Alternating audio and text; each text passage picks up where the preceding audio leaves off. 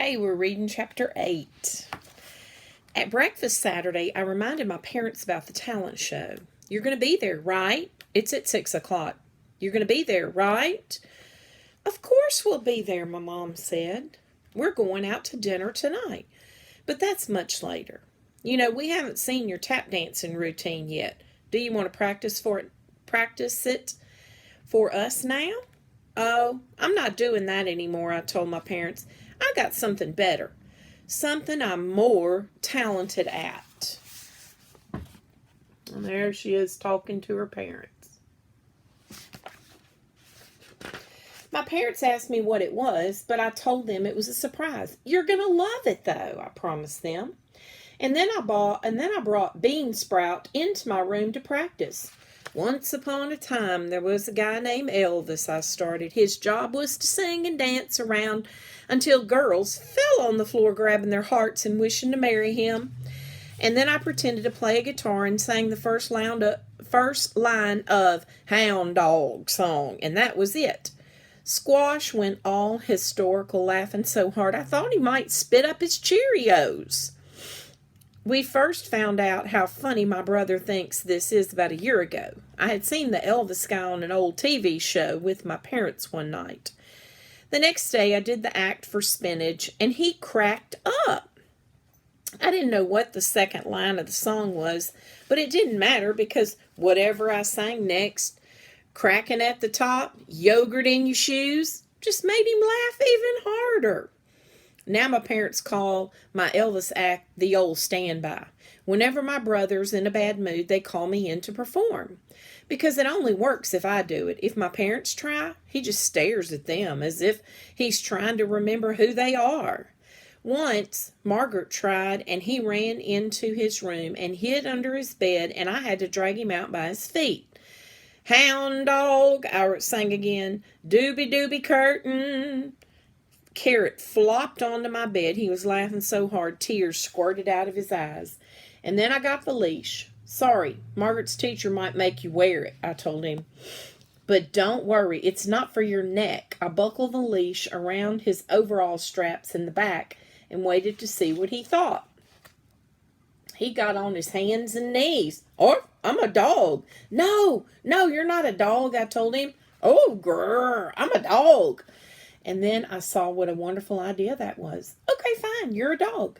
Just remember that tonight. You're a dog who thinks Elvis is funny. We practiced with the leash on for a while, and that went great. And then while Potato had his nap, I practiced saying, my act is called Elvis and the Laughing Dog, and that went great too. Just before 4 o'clock, I reminded my dad I needed a ride to the rehearsal. Oh, and Onion needs to come too. First of all, your brother's name is not Onion. Second of all, why does he need to come? So, I had to tell my dad about the act, but don't tell Mom yet, okay? It's going to be a great surprise for her. No, I'm definitely not telling your mom, but we're also definitely not bringing your brother to that rehearsal because he's definitely not going to be on that stage on a leash. But he loves it. He thinks he's a dog. Trust me on this. It's out of the question, sport. But no buts. Now get in the car. It's almost 4. And then I made a big mistake. I got into the car. I was thinking so hard about how this was the unluckiest day of my life. I forgot to think about how much unluckier it could get if I went to the rehearsal. When I walked in the auditorium, I saw Margaret's teacher and Mrs. Rice sitting at the side of the stage on tall director's chairs. I tried to hide, but Margaret's teacher saw me. She looked down at her clipboard and frowned, and then she yelled so loud all the kids in the auditorium stopped what they were doing to listen. Clementine, I don't seem to have you listed here. No matter, we'll fit you in. What's your act? I went over there and whispered in her ear that I didn't have one. I hope the kids watching thought I was saying I couldn't choose one because I had so many talents. What do you mean you don't have one? Margaret's teacher yelled, even though I was right there. Okay, fine, maybe she didn't yell, but all the kids were listening so hard they heard it anyway. Hey, Clementine, One of the fourth graders called out. Your face looks like it's burning up. Maybe that could be your act. About 1,000,000 kids laughed, even though he was NOT not funny. But he was right. When I get embarrassed, my face gets red and hot, so I didn't yell anything back to him. And there are Margaret's teacher and Mrs. Rice sitting there. I just stood there with my red, hot face hanging down. Mrs. Rice called me over. Come sit beside me, Clementine. You can keep me company during the rehearsal. So I had to sit in between Mrs. Rice and Margaret's teacher right there at the side of the stage where all the kids could see me and know that I had no talents. The first act was called A Dozen Doozy Cartwheels. 12 kids lined up, 6 on each side of the stage. Wait, I yelled. I ran into the gym and dragged a tumbling mat back into the auditorium, and I placed it on the floor in front of the stage. And then I got some of the dozen doozies to help me. Pretty soon we had all the mats piled up. Margaret's teacher was glaring at me. She tapped her watch. They're going over, I explained. No matter how they start off aiming, some of them are going over. And they did. At least half a dozen of the doozies went flying off the stage right onto the mats. And as soon as we got those kids back up, checked them for broken bones, I saw something else with my amazing corner eyes. Stop, I yelled. And I ran over and I grabbed a handful of saltines from one of the third graders just before they went into his mouth. You're up next, I reminded him, and you're whistling Yankee Doodle Dandy. No crackers. And there is the dozen cartwheelers, and some of them falling off on the mats. When I got back, Margaret's teacher gave me a look that she said she was going to remember all this nonsense when I got into her grade. But Mrs. Rice gave me a thumbs up. Thank you, Clementine, she said. Those crackers could have been a problem, and you will not believe what happened next. Margaret's teacher apologized. I'm sorry, she said. I'm a little antsy tonight. I wanted to stick around to hear about why she was antsy, but just then I noticed that the super-duper hula hoopers had been hula hooping for a while. I went over and asked them how long they were planning to go on. The girl on the right said, I once went for 5 hours and 13 minutes. The girl on the left made a face that said, that's nothing. Well, you need to have an ending tonight, I said. There's a lot of acts after yours.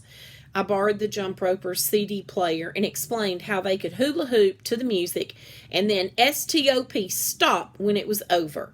And I didn't even get to sit down again for the rest of the afternoon because everybody needed my help for something. Finally, after everyone had a chance to practice their acts, I went over to Mrs. Rice. May I go into your office and use the phone? I need to call my parents and tell them not to come. I think it's a little late for that. Mrs. Rice showed me her watch and then called out, take your places, people. 5 minutes to showtime. Everybody ran to their places. I ran to the curtains and peeked out. Every seat in the auditorium was filled. Margaret's teacher clapped her hands for attention. Before we get started, she said, I want to thank all of you for being part of the show. Each and every one of you is helping to raise money for the big school trip next spring, except Clementine. Okay, she didn't really say that, except Clementine, but you could see everybody was thinking that. Just then, the secretary came over and handed her a note. Oh my goodness, she cried. She jumped up out of her seat faster than I thought a grown-up should. Oh my goodness gracious, it's now. My daughter's having her baby, my first grandchild. Go, said Mrs. Rice. It's all right. We can handle the show. Go be with your daughter. Oh, thank you, Margaret's teacher said. And then she left so fast she really did lose one of her bobby pins. It didn't look like lightning, though. It just looked like a bobby pin falling to the floor. Wow, I said to Mrs. Rice. So now you have to run the whole show by yourself. Nope, not by myself, Miss Rice said. I have an assistant, and that's you. Me? Oh, no, I can't. Yes, you can, and I'm certainly not doing this alone. I really can't. I don't pay attention. Remember, you do pay attention, Clementine. Not always to the lesson in the classroom, but you notice more about what's going on than anyone I know. And that's exactly what I need tonight. I don't think this is a very good idea at all. Well, I do think it's a good idea. And I'll prove it to you. Principal Rice called over one of the hula hoopers. Hillary, what's the second act after intermission? Hillary looked around. I don't have a program, she said. Do you want me to get you one? Mrs. Rice told her, no thanks, and then she turned to me. Clementine, what's the second act after intermission? Caleb from the 4th grade is going to burp the Star-Spangled Banner, I told her. Does he need any props? Yes, a 2-liter bottle of root beer. How long will it take? 41 seconds, 48 if he has to stop to drink extra soda at the rocket's red glare part. I rest my case, Principal Rice said. She pointed a no-buts finger at the empty director's chair. When a principal orders you to do something, it's impossible to refuse. Some part of you always gives in. So I climbed into the chair. Open the curtains, Principal Rice said, and the worried, scribbling feeling exploded all through my body. And that's the end of that chapter.